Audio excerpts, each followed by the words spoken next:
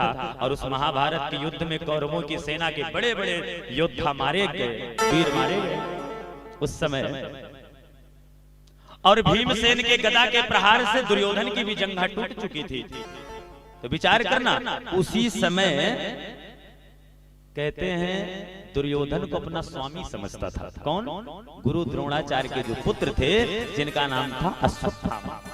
तो अश्वत्थामा ने सोचा, जैसे नेताजी को खुश करने के लिए जो आसपास लगे रहते ना, नेताजी की चाटुकारिता करने लगे, वो हम तो देखे हैं, आपको सही बता रहे हैं। कुछ नेता लोग तो गिलास में थूकते हैं, गुटखा खा के, पान खा के, कसम से मैं अपने आंखों से देखे हैं, और थूकते हैं, और जो चमचे लोग रहते हैं ना उसको उठा करके बाहर फेंकते हैं। धन्य है, राधे राधे।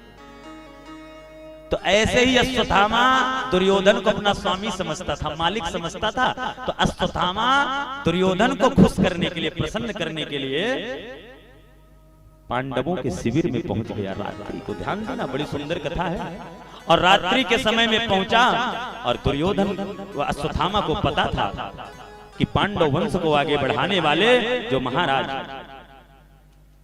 पांडवों के पुत्र हैं, द्रौपदी के पुत्र हैं, अगर इनको मार दिया जाए तो ये वंश समाप्त हो जाएगा, आगे नहीं बढ़ेगा। इसलिए अर्धरात्रि को शिविर में पहुंचे पांडवों के और पांचों पुत्रों को अश्वत्थामा ने मार दिया, गला दबा दिया, और आकर के अपने स्वामी दुर्योधन को बताया, मैंने 5 पांडवों को मार दिया।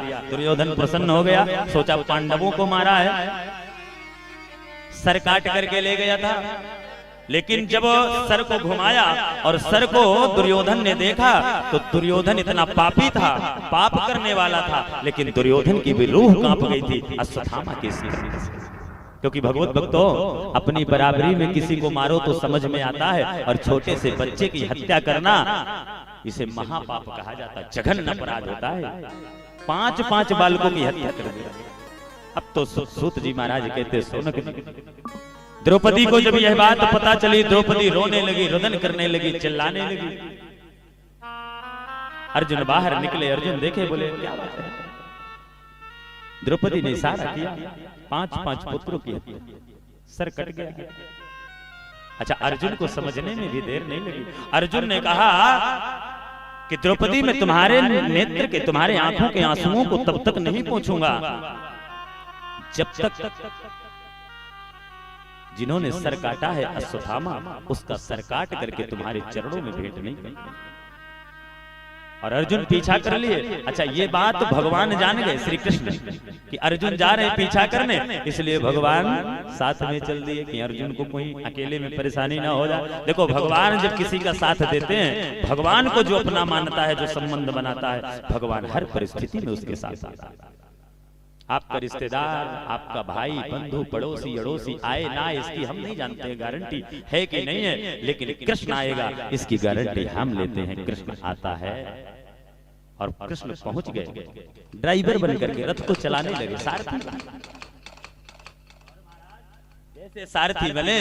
सूत जी महाराज कहते हैं, पीछा कर लिए। अश्वत्थामा बड़ी दूर निकल गया था। अश्वत्थामा पीछे मुड़कर देखा, कोई पीछा तो नहीं कर रहा। कृष्ण अर्जुन को देख करके अश्वत्थामा घबरा, तो अपने बचाव के लिए उसने ब्रह्मास्त्र चलाया। तो ब्रह्मास्त्र चलाना तो जानता था सूत जी कहते, लेकिन उसे वापस कैसे करते हैं, शांत कैसे करते, ये विद्या नहीं सीखा था अश्वत्थामा। अब जो ब्रह्मास्त्र छोड़ा तो अर्जुन का शरीर जलने लगा, अर्जुन का शरीर ऐसा जलने लगा, महाराज भगवान से बोले, अर्जुन मेरा शरीर जल रहा है, न जाने कौन सा तेज आ रहा है। तब भगवान ने कहा, अर्जुन, ये अश्वत्थामा ने ब्रह्मास्त्र छोड़ा, तुम भी इधर से छोड़ दो। और दोनों ब्रह्मास्त्र, अर्जुन का और अश्वत्थामा का ब्रह्मास्त्र आपस में टकराए। ऐसा लगा मानो आज ही सारा संसार समाप्त हो जाएगा। उस समय प्रलय का दृश्य उपस्थित हुआ। तो भगवान ने अर्जुन को समझाया, अर्जुन को ये विद्या आती थी, दोनों ब्रह्मास्त्र को खींचकर शांत किया, और अश्वत्थामा को लपक करके पकड़ लिया, और पकड़ करके रथ के पहिए में बांधा, और बांध करके महाराज अर्जुन कहां ले गए? जहां पर 5 पुत्रों की द्रौपदी के हत्या कर, और घसीटते हुए ले गए।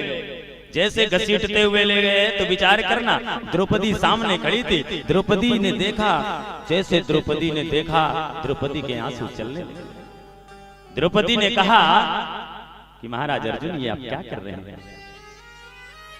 अरे जिसे आप रथ के पहिए पर घसीट रहे हैं ये कोई साधारण नहीं है। ये कौन है? ये तुम्हारे गुरु जी का पुत्र है, और गुरु पुत्र भी गुरु के बराबर होता है, इसलिए इसे ऐसा तुम्हें दंड नहीं देना चाहिए। अरे मैं तो पुत्र के शोक में मर ही रही हूँ, मैं तो रो ही रही हूँ, मैं तो बिलख ही रही हूँ, तड़प रही हूँ, लेकिन मैं नहीं चाहती कि जैसे मैं पुत्र शोक में रो रही हूँ, कष्ट में, तुम्हारी गुरु माता भी अपने पुत्र के दुख में। ऐसा जब महाराज अर्जुन ने सुना, जरा विचार करिए, आप सब माता जी बैठी हैं, विचार करिए संसार में ऐसी कौन सी माता होगी जिसके 5-5 पुत्रों की, बालकों की हत्या कर रहा हो, हत्यारा हो, और उसे कह रही हो कि इसे छोड़ दो, इसे जाने दो। कितना करुणा से भरा होगा द्रौपदी का हृदय, कितनी करुणा होगी। और मुझे तो लगता है ऐसी करुणा इस संसार में यदि किसी के पास होती है तो उसी का नाम क्या है? माँ है, उसी को माँ कहते हैं। माँ से बड़ी करुणा जीवन में किसी की नहीं। इसलिए तो कहते हैं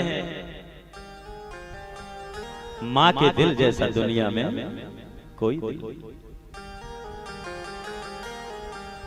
माँ के जैसा संसार में कोई नहीं।